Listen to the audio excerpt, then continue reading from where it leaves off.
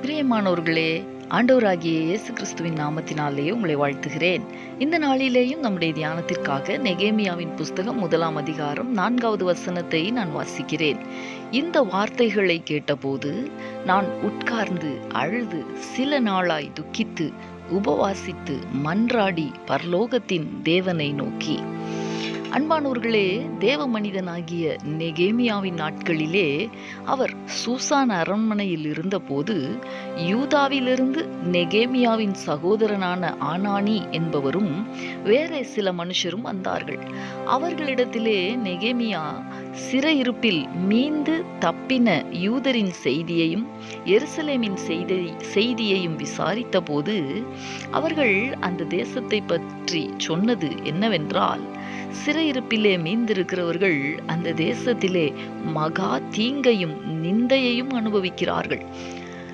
எருசலேமின் அலங்கம் இடிபட்டு கிடக்கிறது, அதன் வாசல்கள் அக்னியால் சுட்டெரிக்கப்பட்டு கிடக்கிறது என்ற செய்தியை நெகேமியாவுக்கு அவர்கள் அறிவித்தார்கள்.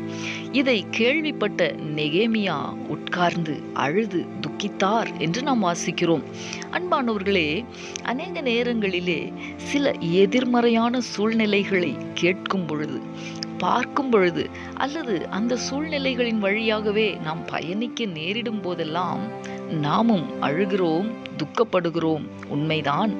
ஆனால் அழுவதோடு துக்கப்படுவதோடு நின்று விடாமல் நெகேமியாவை போல அதை குறித்து ஜெபத்தின் மூலமாக தேவனுக்கு தெரியப்படுத்துகிறதற்கு நாம் கற்றுக்கொள்ள வேண்டும். நாம் தேவனிடத்திலே ஜெபிக்கும் பொழுது நம்முடைய தேவனாகிய கர்த்தர் ஜெபத்தை கேட்டு பதில் தருவார். நெகேமியாவுக்கு உதவி செய்த தேவன் நமக்கும் நிச்சயமாய் உதவி செய்வார்.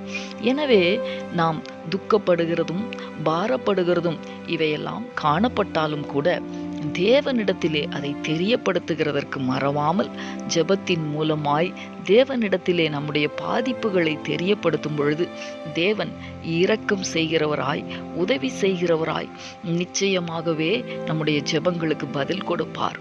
உபவாசத்தோடு மன்றாடி பரலோகத்தின் தேவனை நோக்கி ஜெபிக்கிறதற்கு நாம் நம்மை அர்ப்பணிக்கலாமா?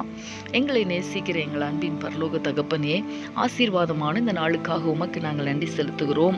இந்த நாளிலேயும் நெகேமியாவை போல ஆண்டவரே, நாங்கள் உபவாசித்து மன்றாடி பரலோகத்தின் தேவனை நோக்கி ஜெபிக்க வேண்டும் என்பதை குறித்து நாங்கள் தியானித்தோமே. ஆண்டவரே, பாரமான சூழ்நிலைகளின் மத்தியிலே, பாதிக்கப்படுகிற சூழ்நிலைகளின் மத்தியிலே நாங்கள் அப்படியே அமர்ந்து விடாமல் அல்லது அழுது துக்கத்தோடு நாங்கள் இருந்து விடாதபடிக்கு தேவனை நோக்கி மன்றாடுகிற அந்த தைரியத்தை, அந்த ஞானத்தை, அந்த பலத்தை கர்த்தர் எங்களுக்கு தந்தருள வேண்டுமாய் உம்முடைய சமூகத்திலே நாங்கள் ஜெபிக்கிறோம். கர்த்தர் அப்படி செய்ய போகிறதற்காக உமக்கு ஸ்தோத்திரம். இயேசு கிறிஸ்துவின் நாமத்தில் வேண்டிக் கொள்ளுகிறோம் நல்ல பிதாவே. ஆமேன், ஆமேன்.